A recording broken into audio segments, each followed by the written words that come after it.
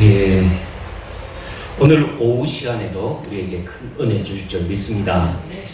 그저 이제 사도행전을 은 3년을 이렇게 걸어가는 것 같아요. 아주 긴 기간을 걸어왔는데, 막바지 올해 한까지 사도행전 끝낼 것 같아요. 그 같은데, 오늘 길게 26절까지 이어졌습니다. 26절까지 이어졌는데, 제목을 이렇게 뒀어요. 사명이 남아있는 자는 결코 두려워하지 않는다. 죽지 않는다. 사명이 있는 자, 사명이 남아있는 자. 남아있는 자는 어떻다고요? 결코 오늘은 죽지 않는다 해야 되는데, 죽음보다도 두려워하지 않는다. 모든 사람들은 살아가면서 두려움에 묶여있는 데가 참 많이 있어요. 여러분, 솔직히 우리의 삶 가운데서 나는 전혀 두려움이 없어요. 그런 사람이 있을까요? 부딪혀 오는 것들이 문제가 많아요. 살아있다는 증거는 문제 속에서 살아가는 거죠. 죽은 자에게는 문제가 있을까요? 없어요. 우리가 살아있다는 것이 문제죠. 근데 우리가 기도를 이렇게 하나님 내 앞에는 문제가 없게 하옵소서 하는 말은 하나님 나는 이대로 죽기를 원합니다 하는 것이거든요. 그러니까 언제나 문제를 기도할 때는 하나님 내 앞에 태산 같은 문제가 있다 할지라도 어떻게 해요? 파고들 수 있는 뚫고 나갈 수 있는 지혜와 믿음을 주시옵소서. 그래야 될 줄 믿습니다. 항상 우리 앞에는 뭐가 있다? 문제가 있다. 그 문제 앞에 어떤 사람은 주저앉는 사람이 있고 포기하는 사람이 있어요. 요일전에도 보니까 참 한참 활동하는 우리 자매인데 참 그렇게 또 능력도 있고 아름다움이 있는데 왜 그 악플 때문에 견디지를 못해가지고 세상을 떠나는지. 이게 또 인생에 보면요 한 텀이에요. 나를 아주 헌식장처럼 인정하지 않고 완전히 땅바닥에 내칠 때가 있다는 거죠. 언제나 우리 그런 얘기 했잖아요. 돈, 지폐를 받을 수도 있지만은 그 지폐를 꼬개꼬개고 발로 박아서 이긴다 할지라도 그 돈의 가치는 집이나 있다 없다? 있어요. 돈의 가치는 있다는 거예요. 여러분, 우리는 하나님 앞에서 어떤 사람입니까? 존귀한 자예요. 글작품이에요. 그런데 우리가 때로는 상황 속에서 요리 꾸기고 저리 끼고 이리 당하고 저리 당하고 상처투성이지만은 그러나 그 가치는 어떨까요? 존귀한 거예요. 소중한 줄 믿으시기 바랍니다. 우리의 소중한 의식을 가지고 사는 거예요. 지금 현재는 내가 많은 시련과 아픔이 있지만은 그 자체로 울면 안 되는 거예요. 그 자체를 즐겨할 줄 아는 그냥 파도 속에서 파도 앞에서 뭐 하는 사람? 이 파도 타기에는 스핀 즐기는 사람이 있잖아요. 스릴이 있잖아요. 그 멋있게 타는 거 보면은 야 어쩜 저렇게 즐길 수 있을까? 두려우면 그거 못 하는 거죠. 그 자체를 즐기는 사람 참 아름다움이라고 볼 수가 있는데 우리 인생도 그런 거예요. 오늘 이렇게 얘기하네요. 항해하는 인생은 항해하는 무엇과 같다고요? 돛대와 돛담배. 깃대 하나 이렇게 천을 달고 뭐에 의해서 가능하면 요즘에는 다 엔진으로 가죠. 엔진. 그죠? 키와 엔진에 의해서 막 프로펠러를 돌려서 그리고 또 거기에서 키 딱 좌로 우로 돌리면은 방향이 앞에서 슉슉슉 돌고 간단 말이죠. 예전에는 어떻습니까? 오직 바람에 의해서 가는 거예요. 바람에 의해서 가는 거죠. 때로는 바람도 어떤 바람이 있습니까? 순풍도 있고 어떤 풍이 있어요? 역풍도 있고 때로는 태풍도 있는 거예요. 우리가 원래 순풍에는 더 잘 가겠죠. 그죠? 속도가 더 빨리 가요. 언제든가 로마에서 드로아에서 이쪽에 그 안디옥으로 올 때에 바람이 얼마나 세게 불었더니 순풍에 의해서 닷새마에 가야 될 길을 이틀 만에 도착하는 순풍의 길도 있더라는 거죠. 근데 역풍은 또 어떻습니까? 역풍도 찬서예요. 이 깃대를 딱 높이 세워서 역풍 바람을 잘 이용하면 어떻습니까? 역풍이 부는과 동시에 그 역풍을 잘 깃대를 이용해서 쫙 차고 올라갈 수 있다는 거죠. 문제는 바람이 안 불 때가 참 문제예요. 이거 빨리 갔으면 좋겠는데 이 편안하게 가는 것도 아니고 안 가는 것도 아니고 막 불을 제끼든지 앞으로 불든지 뒤로 불든지 하면은 그걸 이용해서 가겠는데 이 너무 잔잔해도 문제가 되는 부분도 없지 않아 있어요. 그런데 언제나 인생은 바람이 불고 있다는 거죠. 근데 원치 않는 바람이 있어요. 무슨 바람이냐면은 갑자기 회리 바람이 도는데 돌고 있는 바람. 이게 뭐죠? 태풍인데 오늘 여기 보면 유라굴로라는 이 태풍이 있어요. 우리가 저 남쪽에서 그 태풍이 형성되는 부분 있잖아요. 근데 이게 갑자기 그 태풍의 정체가 어디서 나타나는지 모르지만은 유라굴로 강풍이 이 유라는 뜻은 동쪽에서 몰아치는 바람이에요. 굴로는 북쪽에서 몰아치는 바람이에요. 그러니까 이렇게 돌다 보니까 완전히 휘 감싸가지고 뱅글뱅글 돌아서 어느 쪽으로 치우치는지 치우칠 줄 모르고 이게 쳐버리니까 거기에 휘말려 버리면은 배가 대부분이 다 위기가 오고 뒤집혀지는 그런 상황이에요. 유라굴로는 동쪽과 북쪽의 바람이 같이 만나서 몰아치는 광풍이래요. 태풍이래요. 아니, 그래서 대단한 이 강풍을 얘기하는데 우리 인생 가운데서 항해하는 것과 마찬가지죠. 사실 우리 성경에서 보면 이런 부분들 오늘 순풍이 있고 또 원치 않는 역풍과 태풍이 있는 모습을 볼 수가 있어요. 우리 시대적 상황은 지금 그림을 이 쭉 얘기를 하면은 뭐가 뭔지를 잘 몰라요. 위치를 쭉 얘기하고 하고 있지만은 그 위치를 추적하기 위해서 일부러 저걸 다운을 시켰어요.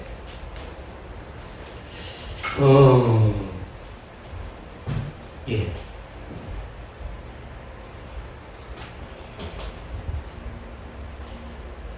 레이저 피 보입니까? 바울의 로마 여행 해가지고 28장 이게 정확하게 15절까지 되어 있어요. 28장 15절까지가 그 로마 합송되는 그 과정을 쭉 설명하고 있는데 처음에는 바울이 예루살렘에서 붙잡히거든요. 요 코너 예루살렘에서 붙잡혔어요.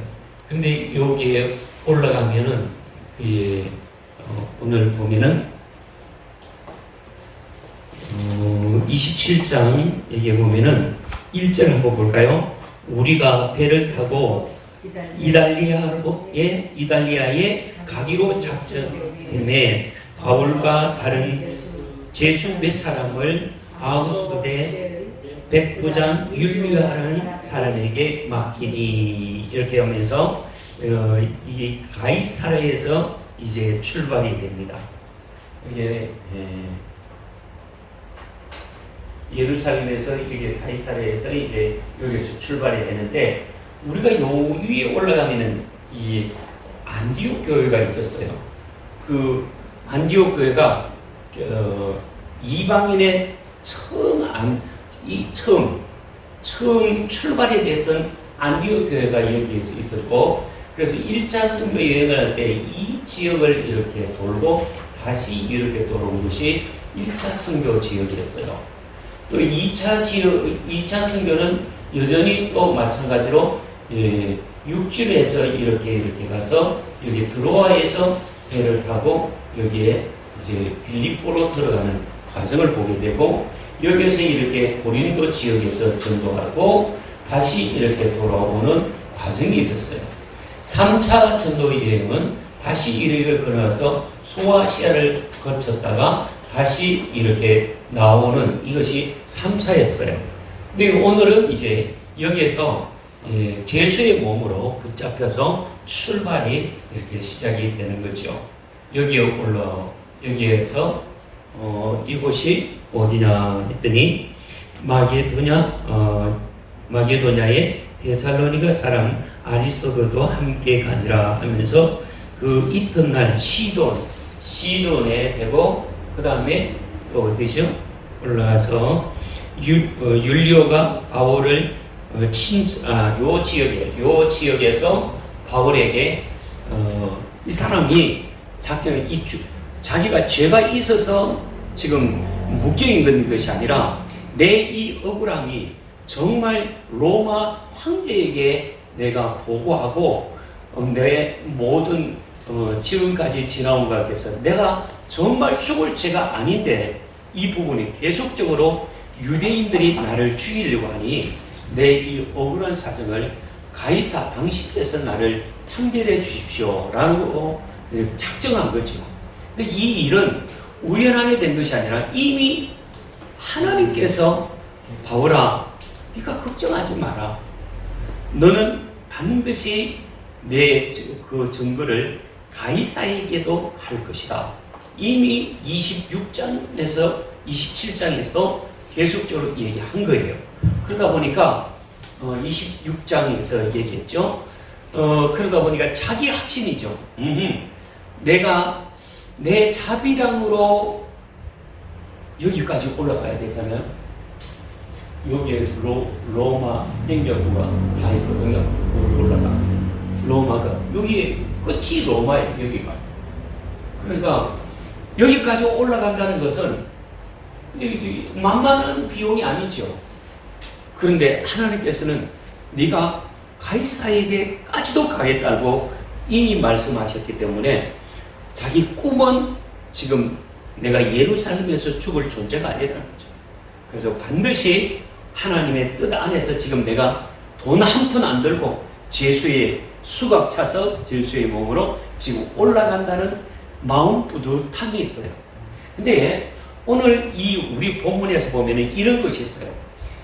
그야말로 마귀 사단이 바울이 로마에 올라가는 것을 기뻐할까요? 싫어할까요? 권사님, 로마에 바울이 올라가는 것을 마귀는 기뻐할까요? 싫어할까요? 진짜 마귀 사단은 싫어합니다. 왜 싫어할까요? 성준아, 예준아, 왜 싫어할까? 거기 올라가면 뭐 할 것 같아요? 마귀가 볼 때. 전도할 것 같으니까 이거 어쨌든 마귀 사단은 바울이 어떤 모양으로 가든지 자기가 자비랑으로 올라가든지 제수의 몸으로 올라가든지 바울이 로마에 올라간다는 것을 제일 싫어하는 거예요. 영적으로 딱 봤을 때요. 이 사람이 올라가면은 우리의 설 자리를 없게 만드는 존재니까 어쨌든 이 사람을 어떻게 바다에서 빠뜨려야 되겠다고 작정한 것이 누구요? 이 마귀 사단의 작정이에요. 하나님은 때로는 이런 것이 있네요. 우리가 요나서를 보고 있잖아요. 요나는 정말 하나님 앞에 말씀을 할 때 네가 니느웨에 가서 심판하라 그렇게 하나님의 말씀을 전하랬는데 내가 왜 미워 죽겠는데 저 일본 사람에게 저 사람들에 가서 회개하시오 하나님 심판할 것입니다. 그러고 싶지 않는 거예요. 그러다 보니까 하나님 가기는 가겠는데 내가 안 갈 수는 없을까 생각하다가 어디로 갑니까? 엉뚱한 길로 가는 거예요. 다시스로 가는 거예요. 다시스로 가는 길에 이야 이거 뭐 잘됐다 마침 해변가 갔더니 다시스로 도망가는 배가 딱 기다리고 있는 거예요. 이야 이렇게 내 마음을 아는가 싶어서 덜렁 값을 주고 배에 올라타고 신나게 갔더니 출발이 어떻게 해요? 아주 순풍으로 잘 가는 거예요. 이제 하나님 나 그 사람 싫어하고 그 사람은 마땅히 죽을 자들 아닙니까? 그리고 혼자 생각하고 가지만은 하나님께서요 사명을 감당하기 위해서 어떻게 합니까? 이 요나가 탄 배까지도 막 풍랑을 일으켜 가지고 오늘 이 장면과 비슷한 것 같아요. 하나님 뜻은 광풍을 일으켜가지고 어떻게 해요? 그 요나를 바다에 빠뜨려가지고 죽게 만들어서 거기에서 회개시켜서 다시 사명의 자리로 돌려놓는 하나님의 방법이 있더라는 거죠. 악한 마귀도 어떻게 하는가 하면 이 강풍 속에서 어쨌든 바울의 이름을 묶어놓고 싶고 또 이 복음을 전하지 못하도록 가로막고 싶은 부분이 없잖아 있죠. 답은 우리에게도 있습니다. 우리가 분명히 복음을 전하려고 하고 사역을 하려고 하면은 막 이런 사람도 붙이고 저런 사람도 붙이고 정말 붙여주셔서 어떻게 쉽게 이렇게 부흥도 되고 쉽게 척척 열러가면 되는데 마귀 사단은 그걸 원치 않는 거예요. 요리저리 꼬고 또 비틀어서 어려움을 주고 위기를 주고 그런 가운데서 하나님 없이는 못 삽니다. 하나님 도와주셔야 합니다. 언제나 주님의 끈을 놓치지 않도록 만드는 것도 하나님의 작정이고 계획이죠. 믿습니다. 오늘 이 항해하는 가운데서 지금 이 과정을 쭉 여정을 얘기하죠. 여기까지 와가지고 조금 여분을 줍니다.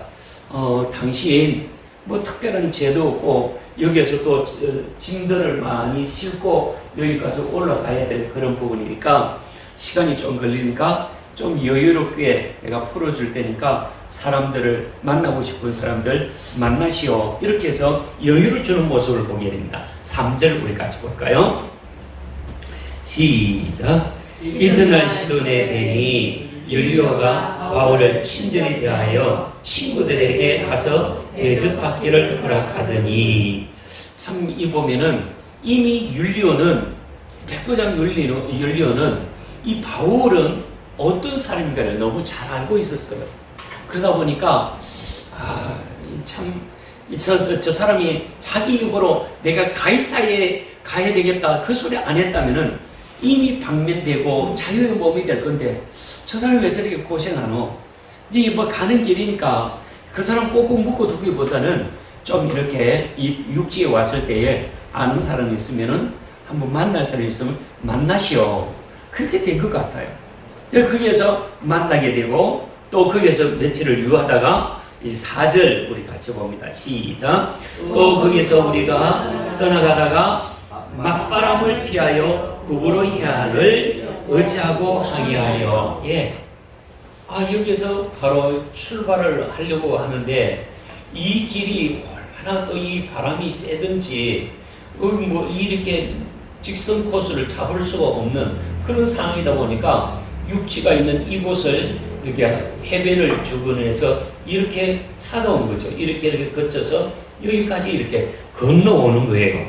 이 자체가 어디냐 했더니 그레데 섬인데 그레데 섬에서 있었던 얘기를 자세히 설명하고 있어요. 이게 서쪽이잖아요. 이 서쪽이고 이게 북쪽이고 이게 동쪽이고 이게 남쪽이란 말이죠. 근데 이게 서북쪽과 또 이쪽에서 하는 이 거리가 여기서 여기 거리가요 약 한 60km가 된대요. 그러니까 여기 미항이라는 데서 여기가 뭐냐면 베레아 여기에서 보니까 뭐 어디로 있는가 하면은 쭉 내려서 베닉스라고 되어 있어요. 이게 여기 같은 한 섬인데 그레데 섬인데 미항은 그러면 아름다운 항구란 말이죠. 우리가 가만히 보면은 저 서해안 쪽에 배들을 타고 가다 보면은 변산반도를 만날 수가 있어요. 변산반도. 예? 부안. 전라도 부안. 변산반도에 들어가면은 그 변산반도에서는 보면은 이 지진에 의해서 그 층이 이렇게 나누어졌는데 그 땅이 뒤집어지고 층이 있는데 참 보면은 노화 당시에 그랬는지 모르지만 지각 변동에 의해서 아주 층이 참 아름다운 곳이 변산반도예요. 그래서 멀리서 보면은 참 아름답다 한데 막상 거기에 가보면요 요즘에는 개발에 대해서 그렇지 예전에는 멀찍이 보면은 아름다운데 거기 가서 뭐 기거할 여건이 못 되는 거예요. 요즘에는 변상관도 잘 갖춰놨더라고요. 방파제도 만들고. 그래갖고 한번 경안노예에 있을 때 사모님하고 거기에서 배를 타고 가는데, 여보, 이 배를 상당히 바다를 무서워하는 사람입니다.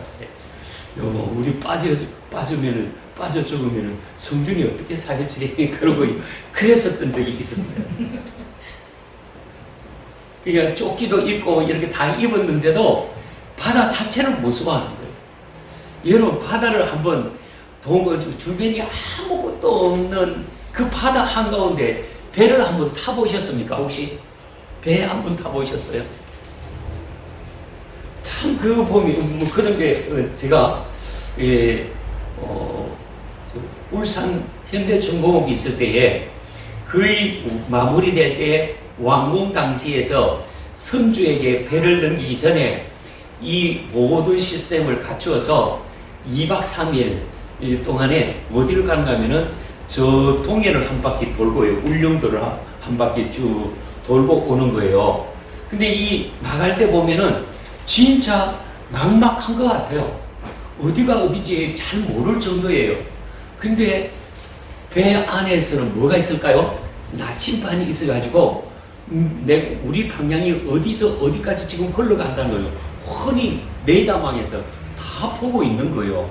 근데 우리가 육지로 보면은 동수사방이 똑같이 뭐가 막막해요. 아무 손도 없고 막 적막해요. 그런데 거기에다가요 가끔 바람이 불어치면서 물이 물렁물렁할 때에 보면은 배가 적으면 적을수록 어떻습니까? 이 요동치는 것이 심각해지거든요. 그러나 배가 크니까 어떨까요? 큰 부담 없이 그냥 조금 지우치는 것처럼 그렇게 나가는 거예요. 그런데 제가 5, 6도 그러니까 부산 밑에 돌아와요 부산항 5, 6도라고 있어요. 5, 6도에 그 미포 조선이라 해가지고 그 배 수리를 하기 위해서 삼촌이 지금도 그분 오조 삼촌이라고 계시는데 그분이 이것저것 이제 용접기다 또 절단기다 해가지고 장비를 잔뜩 작은 배에 싣고 그 큰 몇 개월 만에 한 번씩 도착하는 그 선주 그 배에 그 녹슨 부분 잘라내고 수리하는 그렇게 들어가면은 막 한 열흘씩 일주일씩 들어가거든요. 근데 그 작은 톱담배 들고 5, 6도만 들어가는데도 이 바람이 불 때는요 얼마나 요동치는지 정신없어요. 가면서 멀미하고 막 토해내고 하는 부분이 참 있어요. 그런데 큰 배는 어떻습니까? 그 국제분도 아니에요. 아주 육지 같은 하나의 섬이 떠가는 그런 느낌이니까 전혀 요동이 안 되는 거죠. 이 당시 바울이 타고 가는 것은 267명이라고 얘기하지만은 그 당시에는 굉장히 큰 배지만은 오늘의 배를 치면은 잽도 안 되는 거예요. 그게 큰 것도 아니죠. 그러나 그 당시만 해도 배가 요즘에는 뭡니까? 철제로 이렇게 모아서 철로 다 모아서 철 덩치 자체가 붕 뜨잖아요. 예전에는 어떻습니까? 배를 짓는다 하면은 전부 다 나무 쪼가리를 다 끼워 맞추고 구멍 뚫고서 못 박아서 악교칠 해가지고 그렇게 만들어서 그렇게 만들어 나가는 거잖아요. 우리 타이타닉 배만 해도 영화를 봤지만은 그게 순수한 밑에 철판이 있는 게 아니었잖아요. 어디가 됩니까? 다 나무로 꼼꼼하게 탄탄한 나무로 그렇게 조립하고 만들어가지고 했지만은 배가 한번 빈산에 부딪혀서 깨져버리니까 반 쪼가리가 나버리니까 산산조가리 다 나버리잖아요. 그것처럼 이거 지금 현재 이 배를 띄워가지고 가지만은 그 당시에는 그것도 없어요. 그러니까 이게 한번 어디에 잘못 부딪히면은 완전히 깨지는 그런 배란 말이죠. 그런 상태에서 이 바람과 함께 요즘 엔진이 있으면 또 얼마든지 차고 나갈 수 있지만은 그 당시면 배만 이렇게 띄워서 가야 될 그런 상황이란 말이죠. 그러니까 어쩔 수 없이 이 길은 험난한 길이지만은 그 육지를 통해서 이렇게 갔어요. 근데 자세한 거는 요 부분에서 이제 유라굴로 강풍을 만나게 되고, 그런데 이 위양에서 사람들이 좀 불편하지만은 바울은 그랬거든요. 지금 우리가 마음이 조급해서 그렇지, 지금 여기서 좀 시간을 두고 여기서 여유를 가지고 좀 기간을 지나서 여행했으면 좋겠습니다 했는데, 대부분의 사람들이 뭐냐면은 이게 좋은 날씨에 바람도 없는데 왜 우리가 여기에서 머물러야 되느냐, 같은 값이면 다홍치마라고 어디에 가서 베닉스에 가면은 거기는 뭐 여정도 많고 또 먹을 것도 있고 충분히 거기에서 우리가 한 철을 지날 수 있는데, 이미 이 사람들이 지날 때요 벌써 이렇게 올라가는 이 강은 길게 잡으면은 6개월이고 짧게 잡으면 5개월, 이 기간을 쭉 배를 타고 가는 이 여정이란 말이죠. 그러니까 이 여정 가운데서 특히 겨울에는 배를 띄워서 간다는 이 자체가 부담스러운 거죠. 벌써 겨울에는 얼마나 추운지, 이 지역이 추운지, 부둣가에 들어가면은 전부 다 얼어가지고 빙판이 돼가지고 제대로 운송도 안 되고 안 되니까, 이때는 좀 따뜻한데 조요할 때 적어도 여기 어디죠? 베니스 지역에서 여정을 풀고 지나는 경우가 참 많이 있어요. 그 얘기를 지금 성경에서 쭉 얘기를 하고 있어요. 한번 볼까요? 이들이 얘기를 하는데 4절 넘어서 5절. 자, 길르기아와 밤빌리아 바다를 건너 루기아의 무라시에 이르러 거기에서 백부장이 이달리아로 가려 하는 알렉산드리아 배를 만나 우리를 오르게 하니, 배 이름이 나왔네요. 배 이름이 뭐라고요? 알렉산드리아호로 이제 되어 있는데, 배가 드디 여러 날 만에 간신히 니도 맞은편에 이르러 풍세가 더 허락하지 아니하므로 살몬의 앞을 지나 그레데 해안을 바람막이로 향하여, 어떻게 여기에서 여기까지 이렇게 지나온 거예요. 바람막이를 해서, 이 섬을 바람막이로 해서 이제 간신히 해변을 타고 여기 미양이라는 쪽으로 온 것 같아요. 8절입니다. 시작. 간신히 너희를 지나 미양이라는 곳에 이르니 라세라시에서 9절 시작.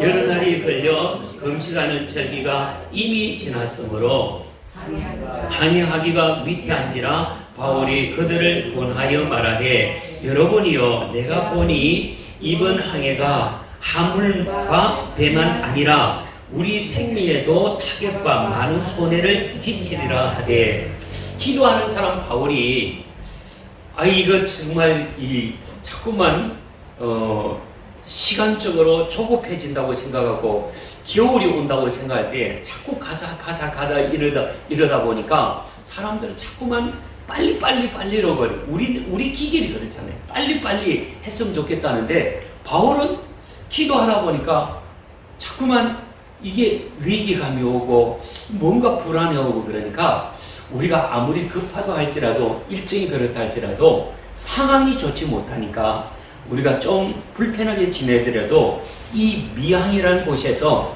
좀 불편하게 지나고 여기서 좀 머뭅시다 했더니, 사람들이 아니요 당신이 뭘 한다고 그러면서 바울을 무시하는 거예요.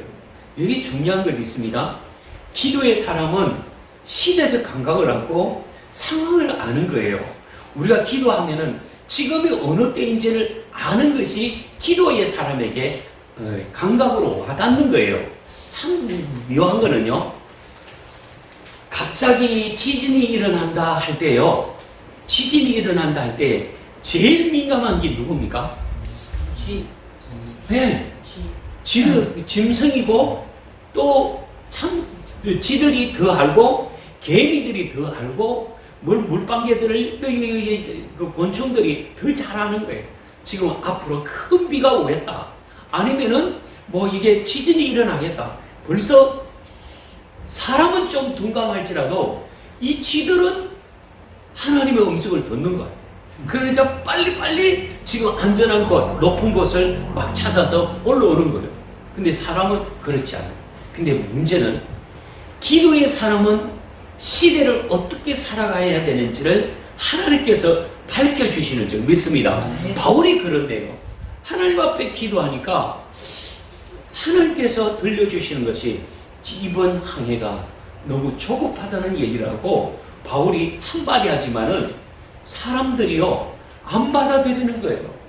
오히려 주변의 사람들을 더 인정하게 되는데 여기서 그렇게 얘기하네요. 한번 보십시다.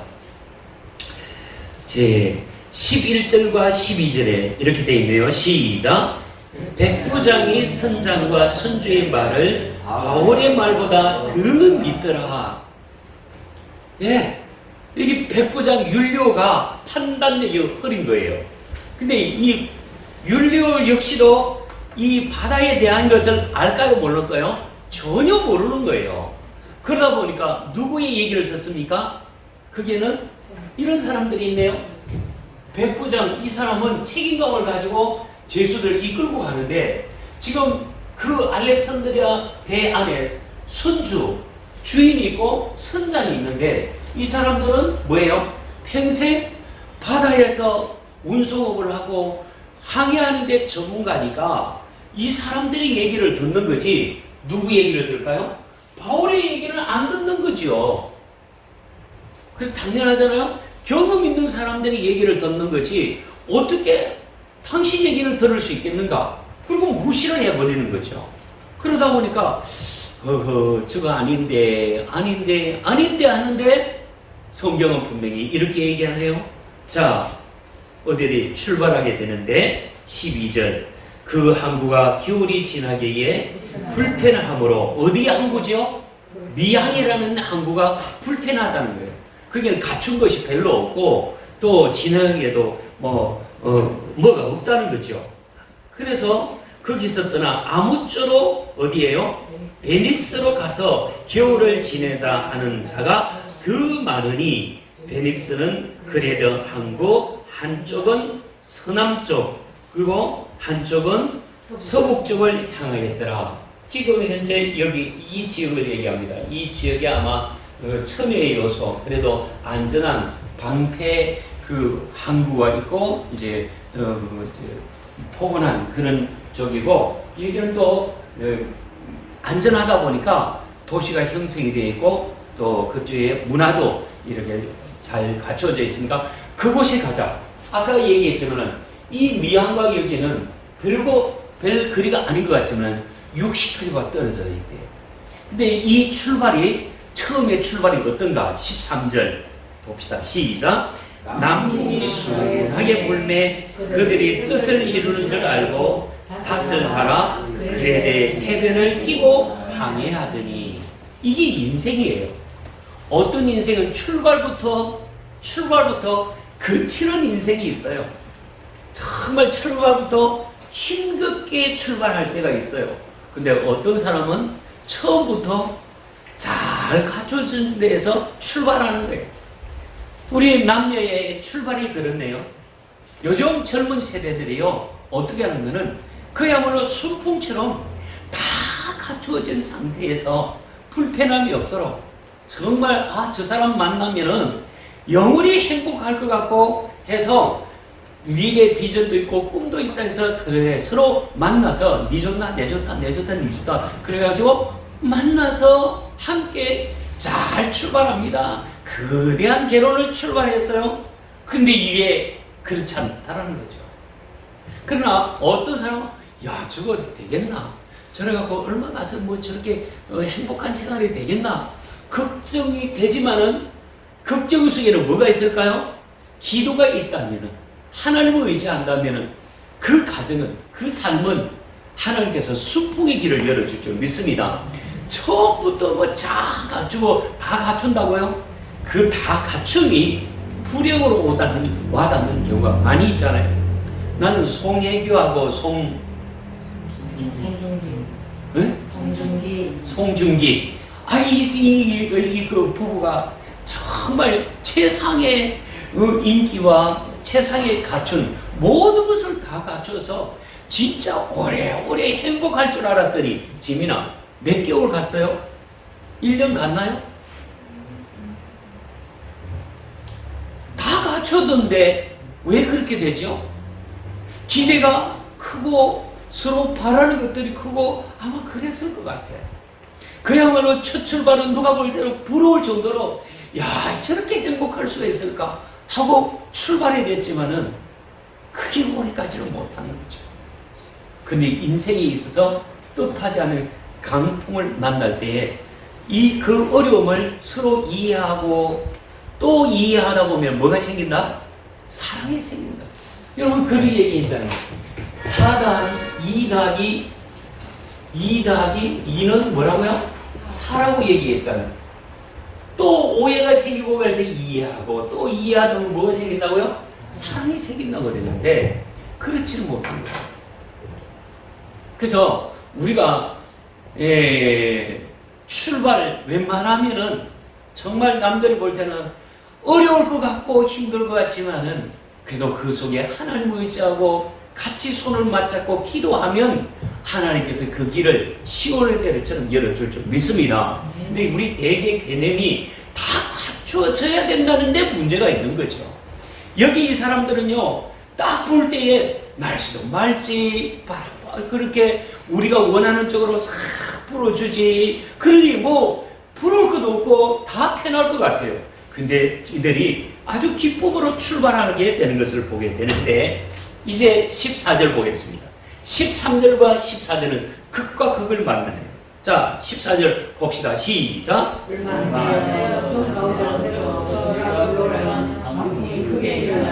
예, 얼마 안 가서 뭐가 일어났어요? 광풍을 만나더라. 광풍을 만나더라. 이게 인생인 거예요. 우리는 잘 될 거라고 생각하고 하지만은 가다 보니까 엉뚱한 일이 큰 위기가 오는 경우가 있어요. 오늘날 현대 사회에 이런 경우가, 이런 가정들이 많이 있죠. 정말 잘 될 거라고 그렇게 출발이 됐지만은 아유 갑작스럽게 부도가 나고 또 이렇게 신용불량으로 앉게 되고 어디 가서 돈 한 푼 빌릴 수 없는 그런 상태에서 완전히 무너지다 보니까 한참 열심히 일해야 될 그 집안 가정이 남편이 이것도 안 되고 저것도 안 되다 보니까 극단적으로 생각하는 것은 밑에서 아이들이 자라가는 것 있잖아. 내가 저놈 자식들을 어떻게 남겨놓고 내가 어떻게 죽겠는가 그렇게 생각을 하다가 엉뚱한 일이 생각을 하는 거야. 에라이 모르겠다. 이놈도 죽이고 저놈도 죽이고 자식들 다 죽이고 자기도 같이 동반자살하는 이게 오늘 우리의 현실이거든. 너무 이게 태풍을 만나고 광풍을 만나다 보니까 그게 해결책이 없는 거예요. 근데 중요한 것은요, 이 안에 우리가 하나님의 사랑의 모습을 보십시오. 여기에서 바울은 끝까지 죄수의 몸으로 함께 실려서 가지만은 어디까지나 하나님의 사명을 가지고 있는 사람이고 하나님의 음성을 듣고 있으니까 어떤 어려움이라도 잘 이겨가더라는 거예요. 아멘.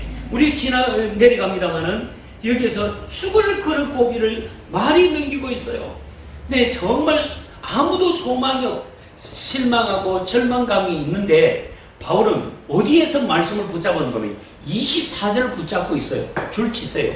24절 줄 쳐야 돼요. 24절입니다. 여기에는 주님의 음성이 들리고 있어요. 그 주님의 음성이 바울에게는 이 모든 부분들을 끌어갈 수 있는 이런 힘과 영향력을 얻게 되는 거죠. 24절 봅시다. 시작. 바울아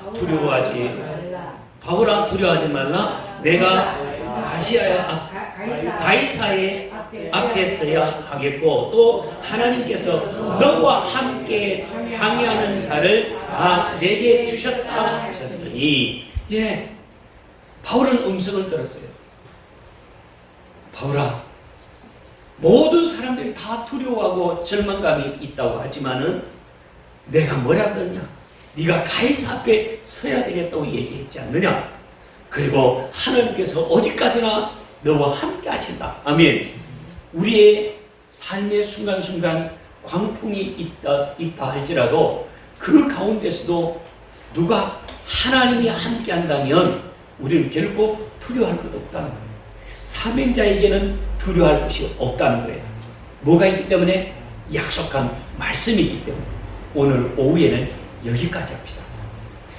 다시 이제 다음 주에 우리가 생각하지만은 모든 사람들이 상황이요, 배가 위태위태하고 태풍을 만나고 되니까 모든 배 안에 있는 걸 다 집어 던지고 다 끌어내는 거예요.